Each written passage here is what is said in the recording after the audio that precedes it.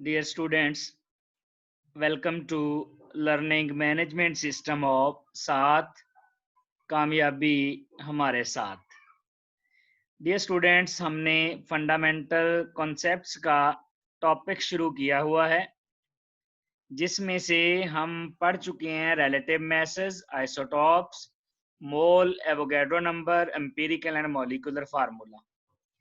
आज हम stoichiometric calculations के बारे में पढ़ेंगे, यानी हम यील्ड के बारे में पढ़ेंगे, स्टोइकियोमेट्री के बारे में पढ़ेंगे, लिमिटिंग रिएक्टेंट के बारे में पढ़ेंगे।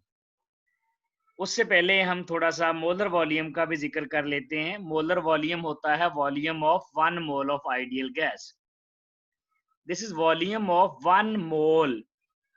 अब ये दो डिफरेंट टेम्परेचर पे हम डिस्कस करते हैं। एक करते हैं स्टैंडर्ड टेम्परेचर प्रेशर पे और एक करते हैं रूम टेम्परेचर प्रेशर या नॉर्मल टेम्परेचर प्रेशर पे।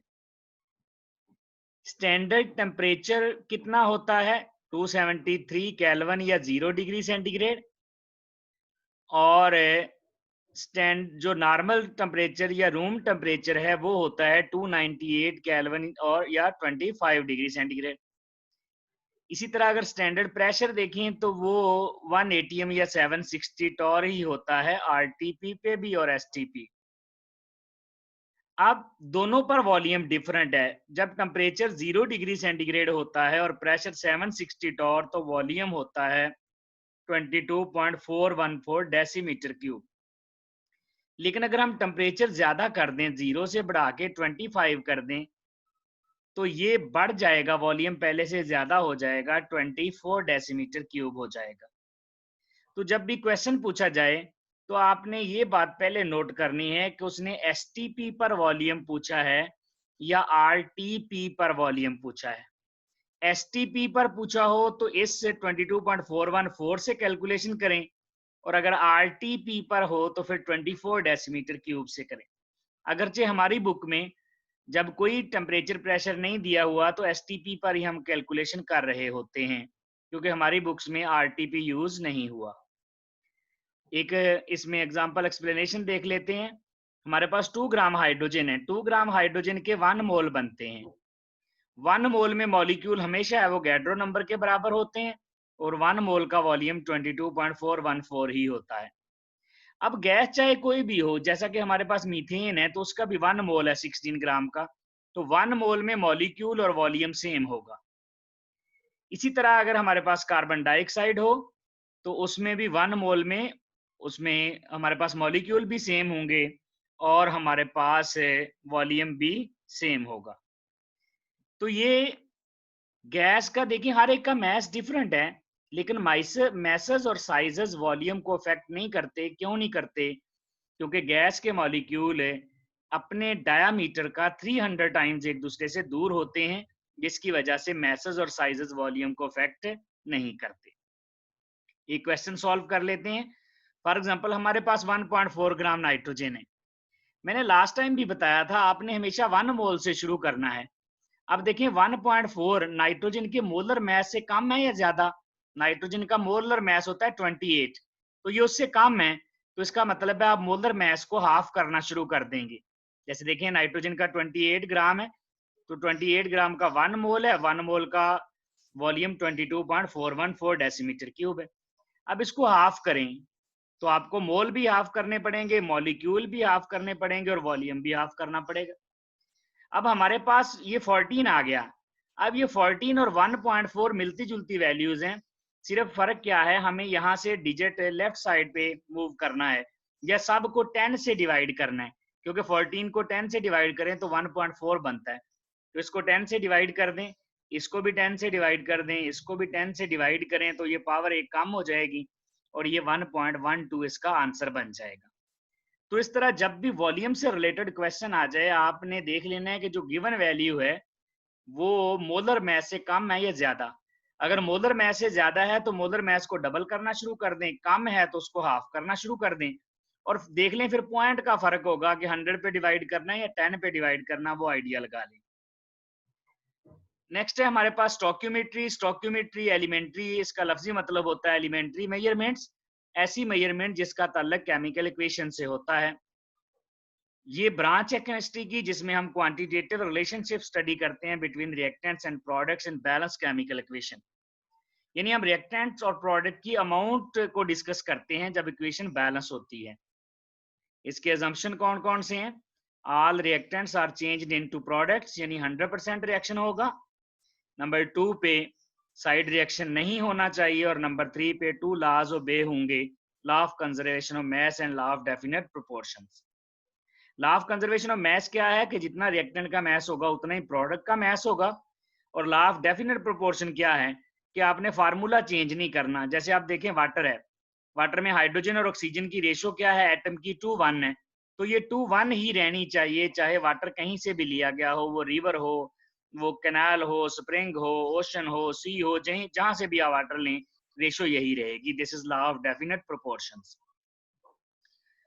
एप्लीकेशंस क्या हैं? अगर हमें मैस पता हो रिएक्टेंट का तो प्रोडक्ट का मैस निकाल सकते हैं, और वाइस वर्सा, यानी प्रोडक्ट का पता है तो रिएक्टेंट का। इसी तरह मैस मोल रिलेशनशिप है, मैस वॉल्यूम है, मैस मोल है, और वॉल्यूम वॉल्यूम रिलेशनशिप है। एक एग्जांपल सॉल्व करते हैं। We have 2.47 gram aluminium, it reacts with how much oxygen to form aluminium oxide. Stoichiometry के लिए ये क्वांटिटेटिव रिलेशनशिप है between reactants and products in a balance chemical equation. तो पहले तो इक्वेशन को बैलेंस करें। ये हमारे पास बैलेंस केमिकल इक्वेशन है। इसमें देखिए हमारे पास 4 एल्यूमिनियम है, एक एल्यूमिनियम का मास 27 होता है, 4 से मल्टीप्लाई करें तो इसका मास 108 ग्राम हो जाएगा। इसी तरह ऑक्सीजन एक का मास 32 होता है, 3 का 96 हो जाएगा। तो अगर हमारे पास ये 4 मोल यानी 108 ग्राम हो तो ये 96 ग्राम है। अगर ये 1 ग्राम होता है एल्यूमिनियम तो हम 108 को इधर ले जाके डिवाइड कर देते हैं इसके साथ, 96 और 108। लेकिन हमारे पास कितना है? 2.7, तो ये हमारे पास इधर जाके मल्टीप्लाई हो जाएगा और आंसर आ जाएगा 2.4। अब अगर ये 27 होता तो ये 24 आंसर आता, ये 2.7 है तो ये 2.40, यानी यहीं से हमें आइडिया हो जाएगा, पॉइंट आगे पीछे करना है तो हमें आंसर्स का पता चल जाएगा।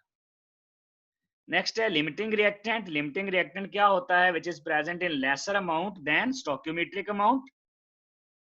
It is consumed earlier in the reaction, it controls the reaction, it controls the amount of product, and it is not applicable to reversible reactions। क्योंकि जब एक रिएक्टेंट कंप्लीटली कंज्यूम हो जाएगा तो इसका मतलब है रिएक्शन तो रुक जाएगा, तो फिर रिएक्शन रिवर्सिबल जो होगा उस पर अप्लाई नहीं होगा। लिमिटिंग रिएक्टेंट यूज क्यों करते हैं? Number 1, to make the reaction faster. एक को एक्सेस डाल देते हैं, एक्सेस डालने का मतलब होता है कोलिजन ज्यादा हो और रिएक्शन फास्ट हो जाए। और दूसरा, to consume the expensive reagent completely. जो एक्सपेंसिव होता है उसको लिमिटिंग रखते हैं ताकि वो मुकम्मल तौर पर खत्म हो जाए, जो चीपर होता है उसको एक्सेस यूज करते हैं। यील्ड, यील्ड होती है जो हमें प्रोडक्ट मिलता है, चाहे वो बैलेंस केमिकल इक्वेशन से मिले या केमिकल रिएक्शन से मिले। अगर वो हमें केमिकल रिएक्शन से मिलेगा तो हम उसको कहेंगे एक्चुअल यील्ड या प्रैक्टिकल यील्ड या एक्सपेरिमेंटल यील्ड। लेकिन अगर वो हमें बैलेंस केमिकल इक्वेशन से मिलेगा तो उसको कहेंगे थ्योरेटिकल यील्ड।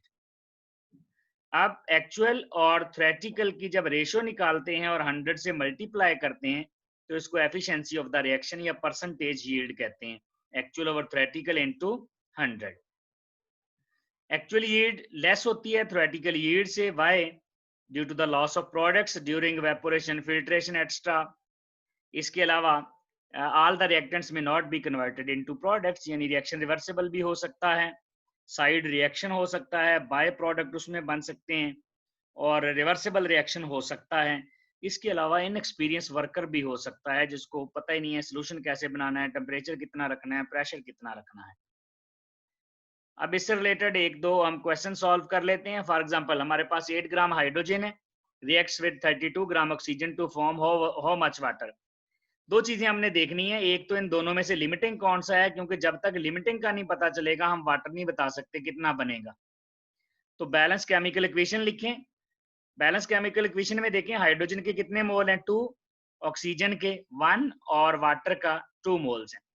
अब गिवन मैस लिख लें नीचे, 8 ग्राम हाइड्रोजन है, 32 ग्राम ऑक्सीजन है, इनके फिर मोल बना ले, mass over molar mass. Mass कितना है? 8 और मोलर मैस 2 है, कितने मोल बन गए? 4। ऑक्सीजन का मैस 32 है, मोलर मैस भी 32 है, कितने मोल बन गए? 1। अब चेक करना है दोनों में से लिमिटिंग कौन सा है। जो इनके मोल निकले हैं उनको वो जो इक्वेशन में मोल दिए गए हैं उनसे डिवाइड कर दें। जैसे हाइड्रोजन के मोल गिवन कितने हैं 4, लेकिन इक्वेशन में 2 हैं तो रेशो निकालें 4/2 2 आ गई। इसके इक्वेशन में कितने हैं 1 और गिवन भी 1 है 1/1 1, जिसकी रेशो थोड़ी आ जाए वो लिमिटिंग रिएक्टेंट होगा।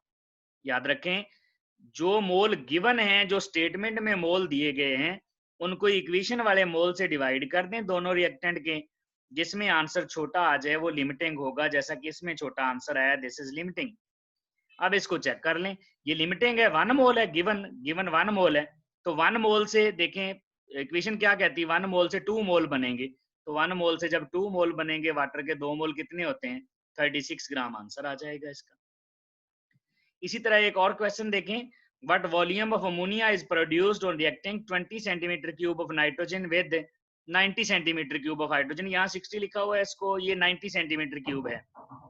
तो यहाँ देखें सबसे पहले बैलेंस केमिकल इक्वेशन लिखें और फिर मोल लिखें। हाइड्रोजन के 3 मोल हैं, नाइट्रोजन के 1 मोल है, अमोनिया के 2 मोल्स हैं। अब इसके जो वॉल्यूम दिए हुए हैं उनको लिख लें। हाइड्रोजन का 90 है, 60 को 90 कर लें, यहाँ पर इसका 90 है, नाइट्रोजन का 20 है। अब देखें ये 20, ये 90 और 20 गिवन है, इसको जो इक्वेशन के मोल है उनसे डिवाइड कर दें, तो ये 90 डिवाइडेड बाय 3 आ जाएगा और ये 20 डिवाइडेड बाय 1 आ जाएगा। इक्वेशन वाले मोल से डिवाइड कर दिया, जिसकी रेशो कम आई है वो लिमिटिंग होगा। रेशो किसकी कम आई है, नाइट्रोजन की, तो ये दिस इज लिमिटिंग। अब नाइट्रोजन इक्वेशन में देखिए, अगर नाइट्रोजन का 1 मोल हो तो अमोनिया के 2 मोल बनते हैं, तो अगर ये 20 है तो अमोनिया कितना बन जाएगा 40, क्योंकि उससे डबल बनना है अमोनिया। नेक्स्ट है हमारे पास एक और example, 24 gram carbon and 16 gram oxygen react completely to produce how much carbon dioxide. पहले इक्वेशन लिखें, बैलेंस लिखने के बाद इनके मोल लिखें इक्वेशन वाले। कार्बन 1 है, ऑक्सीजन 1 है और कार्बन डाइऑक्साइड भी 1 है।